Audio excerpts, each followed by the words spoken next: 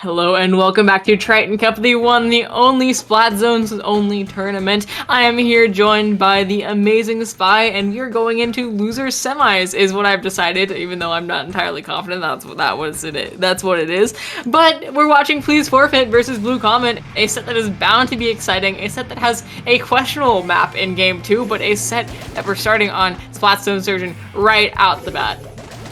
Ooh, I just saw a try nouveau, I think. Oh no, it's a V try. Okay, I feel like a try Very nouveau would have interesting. been so funny. We see on the side of Blue Comet, we just watched them, we just followed them, we saw the adventures that the Brush and the Tetris are having, but all that, while that was going down, their E-Leader player was backing it, backing them up and kind of grounding that comp. But now they switched to a ZNF charger, and they're gonna have a lot of like the tri-strike that for re-entry potentially is what that could be for, and so that's super interesting. Along with the wall being able to take a little bit more aggressive positions, but the wiper on the side of Please Forfeit is doing a fantastic job at matching the aggression, getting a beautiful double on Blue Comet, and I mean not quite getting the cap yet, but putting a lot of pressure and allowing for their team to kind of maybe move in behind them. But I mean, it doesn't look like it's happening quite yet.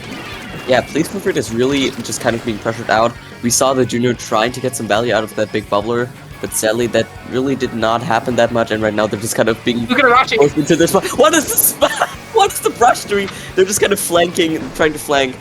Sadly, that didn't really work that well, but it was a fun attempt at least. I'll give them that. I mean, they still distracted the enemy team. They still accomplished their goal even if they went down. Yeah, I feel like that's just the entire objective of Brush. It was really funny to watch, though. Yeah, and as we see, Please Forfeit finally has their first cap of the game, but once again, we've just seen how strong Blue Comet is at just holding with all of their might. Please Forfeit already, the zone is neutralized, specials are going out on both sides, they might get that cap back, and they do, but Blue Comet is far from out of the game yet, especially with those tri-strikes. I think they might be a little bit better on the retake here. And we see that beautiful skirmisher fight between the Platana Wiper and the Tetris, and they actually got, trade, which is kind of funny considering how these two weapons play, which is really aggressive. And Blue Comet actually got the recap with this, and there are just a lot of people fighting right now. We see the Brush right here, the big bubbler by the junior going down, and the Tetris are trying to get into the big bubbler to fight the junior, but they're just kind of being campy in this environment. And there are 3 people down on the side of Please Forfeit. I did not know what just happened right there. Charger batter out on that field right now. Batter. Yoshell is going to be pressured by this Tetris, who just managed to jump in to Blue Comet's sniper, who is on their snipe, notably, which is a very forward position. Tries to get behind and pick out Arashi, and it looks like Please Forfeit is getting a hold back of their own, but Blue Comet was able to hold for long enough that they're going to be able to kind of stall for more time. It's Blue Comet, once again, retakes are not their strong suit, but if they're able to take it in fast enough, they might, be able to continue just dominating this game. But the Aloha on that tri-slasher gets a beautiful pick on that charger, kind of gonna slow down the retake just a little bit. Meow, though, on the Tetris, doing so much work. We've seen them do work last game, and we're gonna continue to see them do work, but the hammer takes them out. Yeah, but like that hammer, it may be a functional special now, even though I think it's still kind of a bit too weak, but we're going in the right direction. And Please Forfeit actually works through counterdown. They only have like a few seconds left until they do get the lead against Blue Comet. But the zone is being interrupted, it's neutralized, and they get the reef slider. Well, that's cool. And there's a lot of fighting going on, I feel like. There's a wave breaker, and the tri-slosher got a really beautiful pick off that ledge. And right now, Please Forfeit really tries to get the zone back, as it's kind of sad for them that they didn't get the lead by 2 points. And we see the Stamper fighting again. Wait, not the Stamper. Close enough. It's a wiper, wiper with a stam versus a stamper that can wipe. So we already see Please Forfeit once again approaching the point where they're going to be starting to encroach on Blue Comet's lead. About, what is that, 5 seconds left until the lead is swapped, and so Blue Comet is kind of going to have to decide, are we going to try to go for it right now, which they can't quite take the lead back, or are we going to take our time and really maybe sacrifice a few more points for a more solid push? We see Meow get a pick before going down, and that is going to be the zone going back to Blue Comet, but Aloha is going to get behind them and going to provide a lot of nuisance. A tri-slosher on that snipe is a very dangerous thing, just being able to quickly two-shot you. The charger is looking at them, but that's a beautiful hammer throw that picked out the junior on the side of Blue Comet, and it looks like Please Forfeit is back in control. Yeah, and like right now the Zekofin is really just trying to get some control back. As we see the Tri-Slosher was just trying to attack it right there.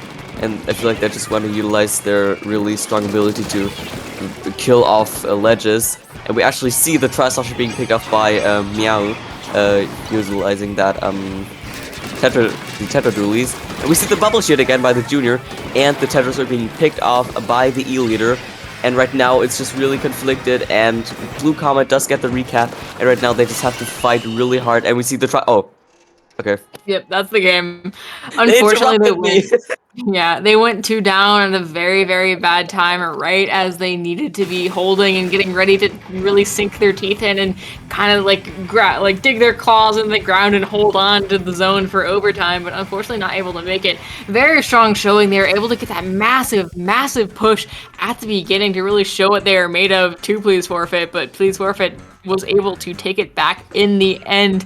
And now, as we're going to go on to the next game, which is going to be on Hammerhead zones, an uncomfortable one, but one that's going to be interesting nonetheless. Both of these teams are running very similar comps.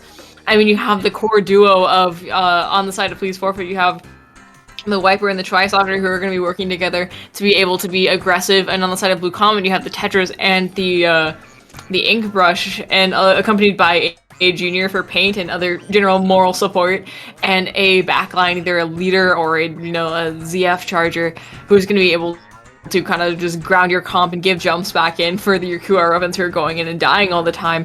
It's going to be interesting to see how this plays out yet again. I can imagine that may switch back to E-Leader instead of ZF on this map, where range is so crucial. If you're an E-Leader, you can just watch over the entirety of mid with no issues. So I don't know. We'll see what happens, but I definitely have belief that Blue Comet is going to be able to take this out.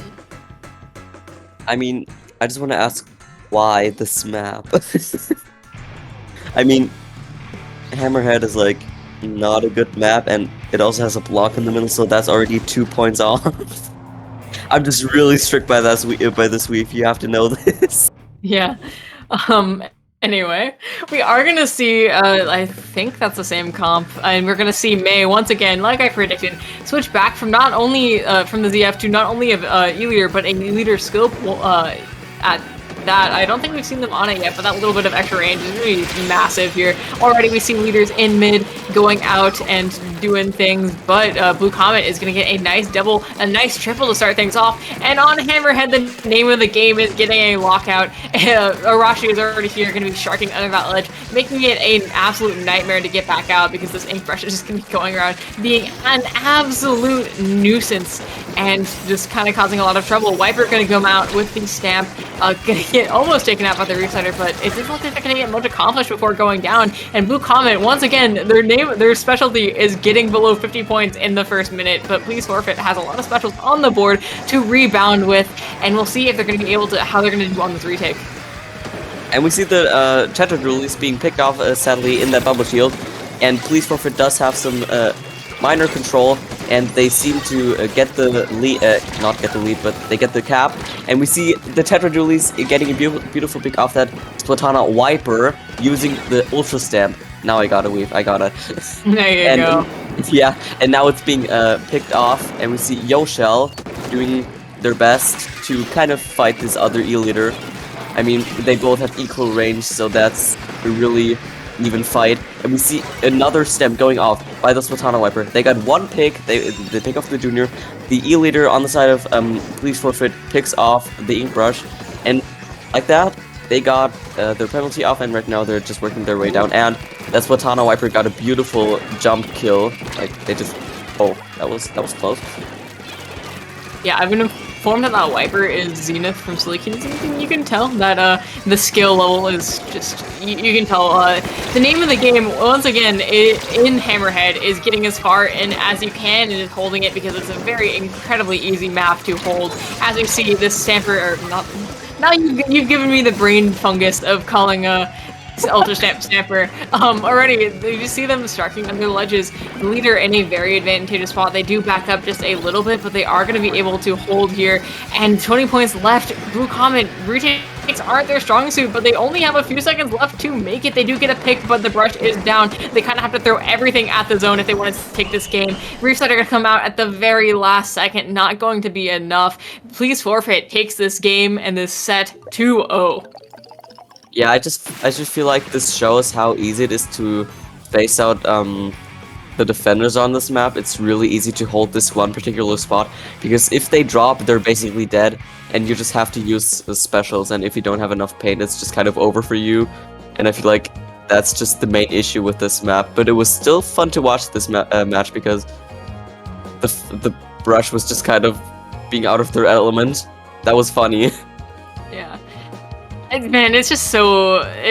Triton is fun because you just see these goofy-ass maps sometimes, like... You never see Hammerhead zones in map lists, and that's the reason why, but it's still fun to watch from time to time. It shakes things up, even if it's not objectively good.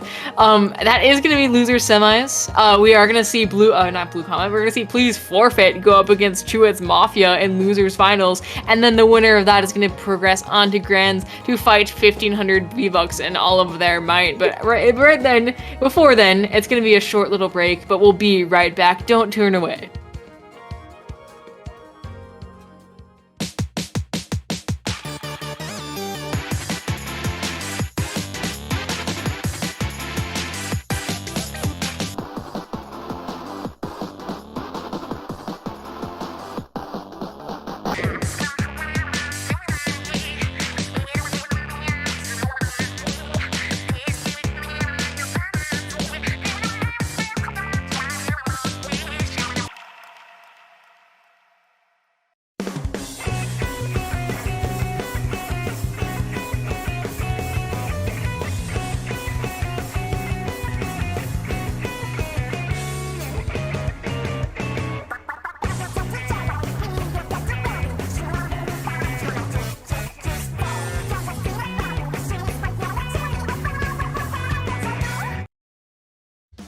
Splatoon Stronghold, a stronghold for competitive Splatoon, providing resources to long-timers and newcomers alike.